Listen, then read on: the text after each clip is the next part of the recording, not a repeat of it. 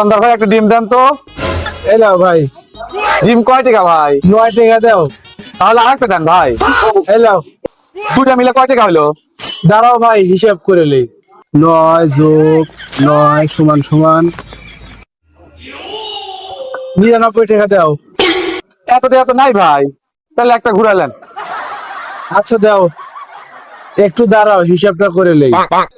Minus 9 টাকা সমান সমান 90। তাহলে 90 টাকা দাও। এত টাকা তো নাই ভাই, তাহলে এটা ঘুরতলেন। আচ্ছা ঠিক আছে দাও। মাইনাস 9 টাকা সমান সমান रुको जरा 81 টাকা।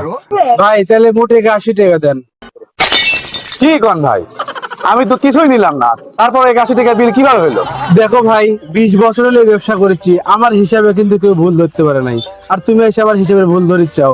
81 টাকা বিল আছে, বিলটা দিয়ে তারপরে যাও। আমিও শিখলাম না বুঝতে। अभी मजा आएगा ना भिड़ो।